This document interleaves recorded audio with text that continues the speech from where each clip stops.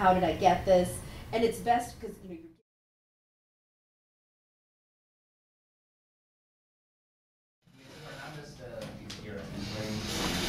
Hi. Dr. Normal. Hi. Nice to meet you. Juan Hernandez. You're Rosa Hernandez's son? Son, yes. Okay. Do you mind having a seat? Sure, sure. Thank you.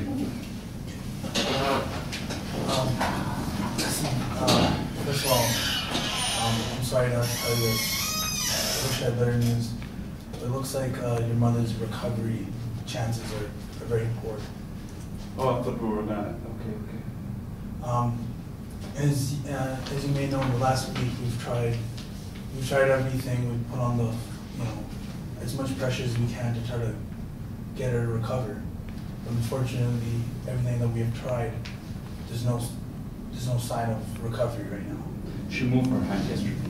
I mean, we've been here today, and it was amazing. Like I was with my sister and my brother, and we were here, and we were there when she moved her hand. I mean, that's recovery, right? That's maybe, yeah. That's. I think we should do everything. Well, for now. and then let me just tell you the other option that we have. Okay. The other option is because her recovery chance is very, very poor.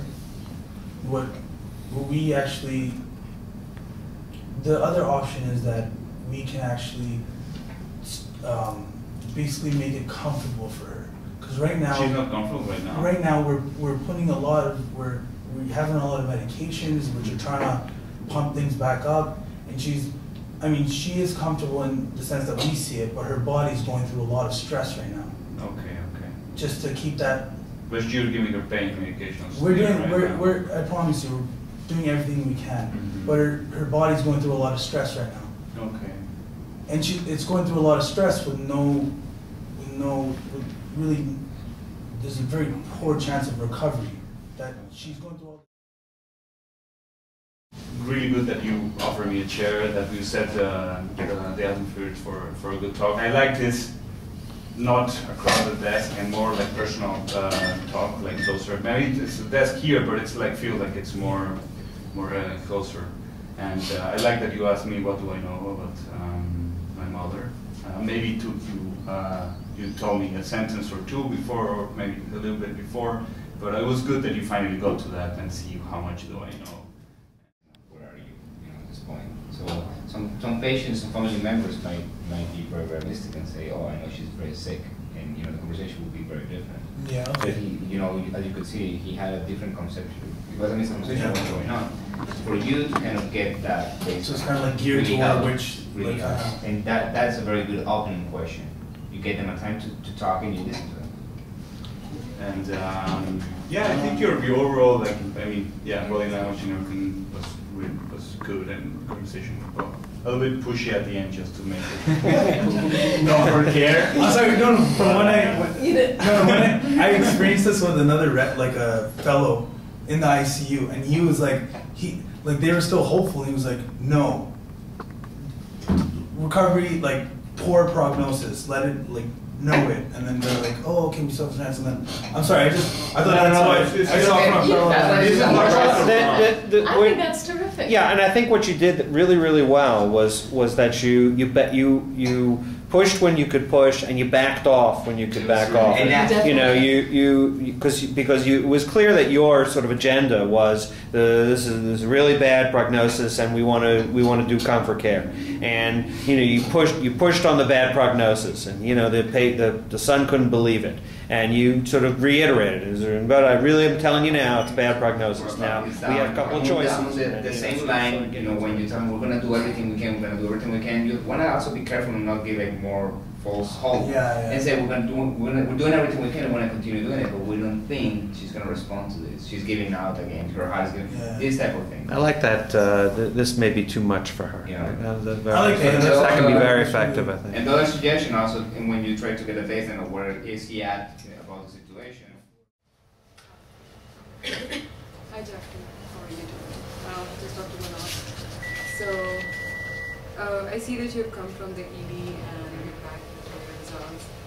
So, what do you know about what's going on? Been here in the hospital for about 5 days with my hip pain, so it was pretty bad and I'm working. So, what have been told you by now? How serious you think is everything is going on? Disease and everything. Well, I know I have liver cancer. Okay. And it's spread to my head. Okay. And it's essentially spread to most of my body. Okay. Okay. So I have got really a bad news to tell. I really wish I would have come up with something better and something more hopeful for you. But right now, it seems that the cancer has spread everywhere, and it has kind of affected other organs, and your kidneys are giving up, and it seems that the recovery or reversibility of the disease is not possible here.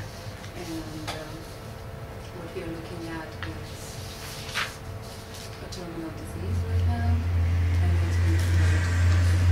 And we're here for all the support we can ask. That's it. So how did you feel? How well did you feel that you did the conversation? Okay, I guess I was like totally blasted her with the news, and I should have gone more gradual about it, I guess. What do you mean by more gradual? Like, I guess she was not at all ready to take it, and I should have like told her that it is kind of very serious, rather than just going like. Right. So you can't make the assumption, Yeah. because oftentimes when you talk to family or patients, they're like, oh, they're crazy, or they're in denial. Meanwhile, I mean, I don't know if she would have been in denial if it was actually brought to her correctly. Yeah. But you're right. It felt like a lot of the information was like, here's the information. Yeah. What do you feel about it? Yeah. You know what I'm saying? So things what you could do also, especially at one point when you were giving the bad news, you were, you know, this. Meanwhile, she's probably just stuck with the first sentence that you were talking about. So what you could do when you give bad news, give one.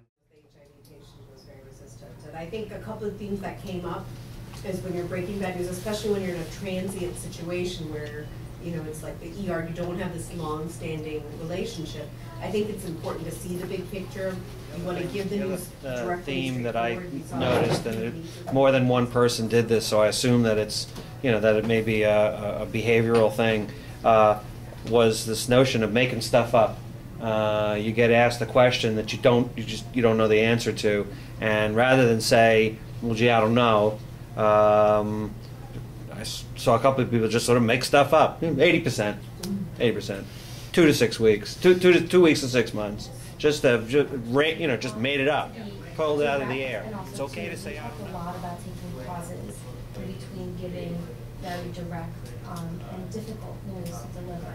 So sometimes the tendency is you get nervous, the patient's looking at you, they're, you know, you start to ramble and go on and on about what kind of treatment you had and this and that, and you should be able to, you should try, I guess, to deliver the news, tell them, you know, having spoken with oncology and reviewing your chart, there's no further treatment. Some of them are obvious, right?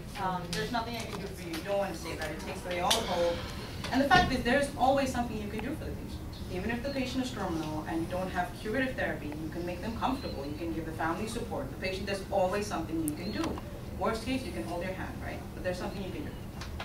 It's time to think about withdrawal of care. So this was Dr. Curtis's. This was kind of the statement that kicked it off. When he gave ran out, we asked him, you know, how do you? This is the workshop. The workshop ends now, and you guys have till December 2012 to do the 2 things, 2 parts. Part 1, you observe a conversation between an attending and a family member or a patient that fits this kind of conversation, of breaking bad news.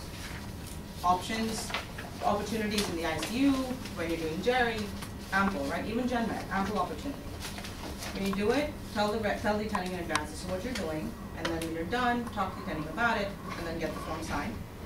And part 2 is you do it yourself. And preferably when you become a resident, so July onwards, you have the conversation yourself, get an attending, do it, and we'll send out a list of attendings who are willing to do this with you, and then get yourself overviewed and evaluated by the form, and then submit it to us.